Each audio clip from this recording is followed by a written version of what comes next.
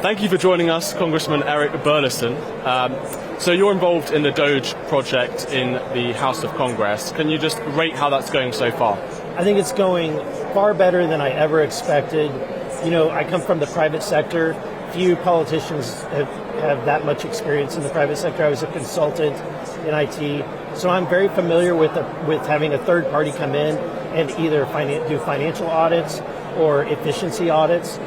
And it's remarkable to see this happen in the federal government and to see how much waste we're uncovering, because it hasn't happened for decades and decades. And so it's amazing, and it's long overdue. And can you give us some examples of some of the waste and fraud that you found? Yeah, the most recent example is that our Social Security system, which is our retirement system, has millions of people that are registered and receiving checks from the federal government under Social Security, including Medicare, who have no Social Security number. They're not even U.S. citizens on this list. In addition, just was released today, there are millions of people collecting Social Security that are over 150 years old, right? I'd like to meet one of these people. But at the end of the day, you know, whether it's a error in data or it's fraud, it's certainly something that we should be cleaning up and correcting. Specifically on that last point about millions of people supposedly collecting Social Security when they're 150, 200 years old, isn't it the case that they're not actually collecting the money, and it's a very, very small number of people who are basically being fraudulent, and that the government are already aware that there's a data error issue there, right? Yeah, I think that's certainly probably the case, that it's a data issue. But at the end of the day, we need to clean up the data, and then we also need to audit and identify people who might be frauding, you know, collecting checks who should not be collecting checks. And what's your sort of financial... What I would say is that just this alone exposes the opportunity for fraud, right?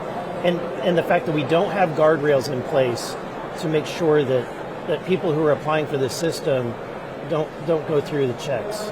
What would be a good number for you in terms of cutting from the federal budget and the deficit? Is there sort of a goal that you're approaching or looking at? Yeah, I think there's reasonable goals for now, and then there's a stretch goal. The reasonable goal today, let me put it in context. The United States government spends $7 trillion a year. We bring in $5 trillion, so we have a $2 trillion deficit. You can't cut $2 trillion overnight. What you can do, what we have proposed, is cutting basically $200 billion a year out of a $7 trillion budget. That's a pretty modest amount, but it still is. It doesn't mean that it's going to be easy. I mean, cutting spending, regardless of the situation, is always difficult for politicians to do. That being said, we have to right-size our government because our deficit spending is causing inflation. It's the very underpinning of the inflation that Americans are experiencing. And so we have to cut that spending in order to ease inflation. And then we also need to recognize that we cannot continue to grow our national debt. We're at $36 trillion in debt. To every U.S. citizen or taxpayer, that's $232,000 that each taxpayer has a share of the national debt. So every American citizen born today is saddled with a $232,000 debt that they now owe to the federal government. So it's not sustainable. We've got to adjust it, and we need to bring fiscal sanity back to Washington, D.C. Using the internet without a VPN, a virtual private network, is a bit like taking to the road without car insurance. All it takes is one unlucky moment to cost you a lot of cash. This video's sponsor is Private Internet Access. They are the VPN to help keep you safe. Click the link in the description below to find out why over 30 million people have downloaded PIA to protect themselves online. A virtual private network is an app that hides your IP address and helps keep your data private. When you're browsing the internet at home, you give up a large amount of data to businesses, to shops, and indeed to social media giants too. Hackers have the ability to steal your personal data with ease, including sensitive information such as passwords, keystrokes, and even your personal photos.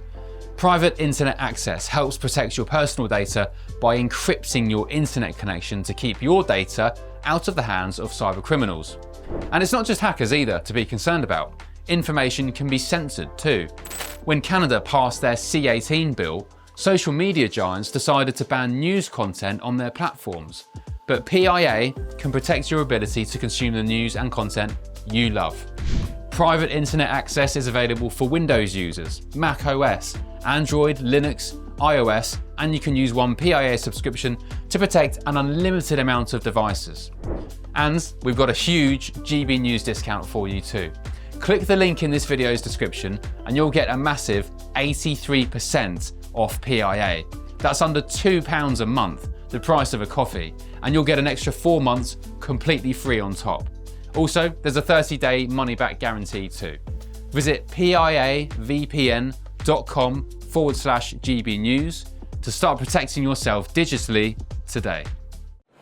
To what extent are you concerned about the judges blocking Elon Musk and the DOGE team from cutting some of these projects? For example, on USAID, there's a judge that said, no, you can't cut that funding. So how concerned are you about these judges blocking DOGE? It is concerning the level of animosity that they have, but I think that their attempts are unconstitutional. In our Constitution, the president has Article 2 powers that are clearly he has authority over the executive branch and all the employees in the federal government. The Congress has Article 1 powers. We have the power to write the laws and then appropriate. And there's the subject of impoundment, how much the president can pull back from what is appropriated is in debate. But at the end of the day, I think that when it goes through the courts, it'll be ruled that the president does have the discretion to withhold spending. Now, Donald Trump recently tweeted, he who saves the country violates no laws, as a quote from Napoleon. Do you agree with that philosophy? I think that I would say yes. I mean, you have a president who is doing everything he can to save this great nation, and so I thought it was interesting that he's quoting Napoleon, or a quote that's attributed to Napoleon. And so Napoleon was a dictator, emperor of France, and the implication of the quote is, I don't care about the laws and the Constitution, I'm going to do what I like, and if it's basically good for the country, then who cares about the laws? So that's the kind of philosophy I'm asking you about. What I would say is that there's the rhetoric of Donald Trump, and then there's the actions of Donald Trump. So when you look at the things that he said during the campaign, he said, in the first campaign, he said he's going to throw Hillary in jail. Truth is, when he's actually governing, he's a very, very withheld in his actions. So. The other thing that you're involved with, which is fascinating, is releasing the JFK files on his assassination, the RFK files, and the MLK files. Right. Can you give us a timeline as to when we can expect to see some of those classified files? We're going to begin with the JFK files. Trump has made that a priority. He campaigned on it. And I think bringing in Robert Kennedy Jr. It's touching that would be something we would focus on. And I think you'll see it in the next few months. The work that we're going to be doing after we go through the JFK assassination, the RFK assassination, and the Martin Luther King Jr. assassination, we will be touching on the Epstein list, and then we will go into UFOs. Right, so. It should be an interesting, it's probably going to be the most fascinating task force to be a part of. What about the Malcolm X files? Is that something else you're also looking at, his assassination? It has not been, there's not a level of controversy that I've been aware of or that is talked about when it comes to his assassination, but if there is, it's something that would be under this purview of this committee. And is there anything that you've seen so far, I know you probably can't give us a sneak peek, but that surprised you or shocked you when you're looking at these files? Have you looked at any of the files so far? Not with the JFK assassination. I've been a part of hearings regarding UAPs and UFOs, and I would say I'm a skeptic. I come to it as as someone who's not trying to look for little green men. I think that Occam's razor is that it's more likely that this is, advanced military or tech or our aerospace industry experimenting, and where people are seeing things that might look strange, but it's because you've never seen these things in the sky before. It doesn't necessarily mean that object you're looking at traveled light years across the universe and decided of all the places to go to come here. So you're not yet a UFO guy? No, I mean, I'm from the state of Missouri, and our slogan is "Show me." So I say, I'm from Missouri. You're going to have to show me. And what about the JFK files? Because I know that a lot of I've spoken to historians about this, and people are very keen to see everything, and that's what Trump has promised and pledged. How does that process work? Because I know that there will be lots of people who don't want these files to be released. Right. I mean, that's why Trump didn't release them in the first term, despite pledging to do so. So how are you going to ensure that everything is released, total transparency, and that this isn't another so-called cover-up? Because there's anything that holds technological secrets or advances in that regard, I think that we have well gone past the window of time here. Right, it's the 60s. Yeah. Right, and so I think that any arguments to kind of keep that information secret is I think that this committee is committed to having a posture of transparency as much as possible. Do you think that there has been a reluctance from certain people within, let's say, the CIA or the FBI, who feel that it might embarrass those institutions if some of these files came out, particularly around JFK and some of the other assassinations? I think that that's an aspect in all of this. So, for example, with UAPs or UFOs, one of the theories is that the reason why there's so much secrecy is that we may not know what it is, meaning our military doesn't know what the private sector might be doing, or maybe it is from an alien whatever it is, they don't necessarily have an answer, and rather than say we acknowledge it and don't know what it is, they want to keep it secret because they don't want to tip their hand that they are vulnerable in any way, right? Same thing with these JFK files.